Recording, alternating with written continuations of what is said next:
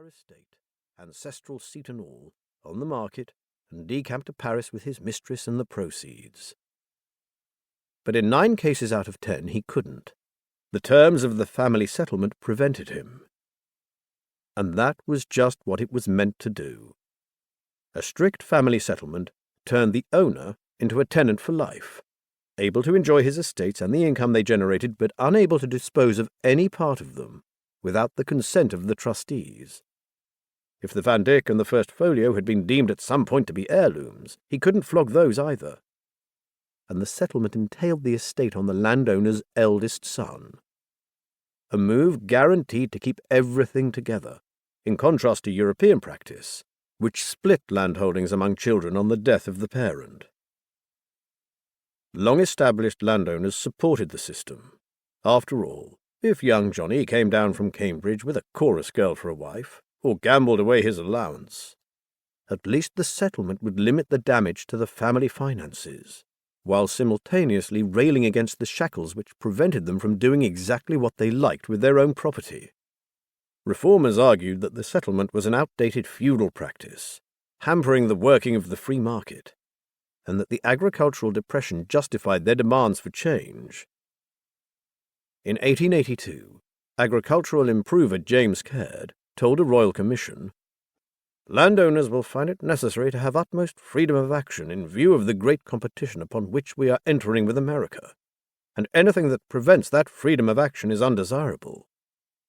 A series of settled land acts were passed between 1882 and 1890. They allowed the tenant for life to sell land, although the capital remained part of the settlement. But it made an exception of the principal mansion and park, the sale of which still required the consent of trustees, or failing that, a court order. There was some ambiguity about this. The Act stipulated that the tenant for life must have regard to the interests of all parties entitled under the settlement, without going into detail about how those interests might be defined. And that ambiguity was tested in 1892 in the Savernake Hall case.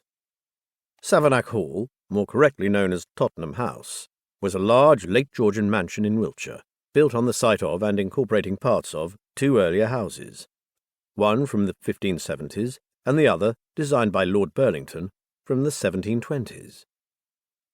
It stood at the heart of a 40,000-acre estate, which included a vast swathe of Savernake forest, an ancient royal hunting forest, 95 separate farms, about 1,000 houses, and land in the nearby town of Marlborough.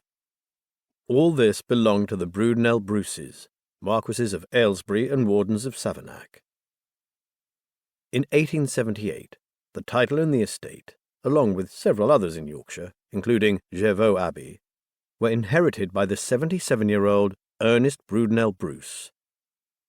The agricultural depression, and some lavish spending by his 2 predecessors, meant that the family fortunes were at a low ebb, and the situation wasn't helped by the fact that the new Marquess had to make provision for his 5 surviving children while finding jointures for his stepmother, his sister-in-law, and a widowed daughter-in-law. His eldest son, George, had been better at spending than saving, and had died of drink in Corsica in 1868, leaving a daughter, Mabel, and a son, George William, known in the family as Willie. Because he was the heir to the Marquessate, the Savernake estates were entailed on Willie, although the family's Yorkshire estates were not part of the family settlement. And Willie, Dux, as he was called by barmaids throughout the East End of London, was exactly the kind of heir that a family settlement was designed to guard against. Amiable and not too bright, he had, in the words of one of his biographers, a passion for fast women, wine, and slow horses. The horses proved to be even more of a drain on his resources than the women and the wine. But whenever he had run through his allowance, there were moneylenders who were willing to advance him large sums.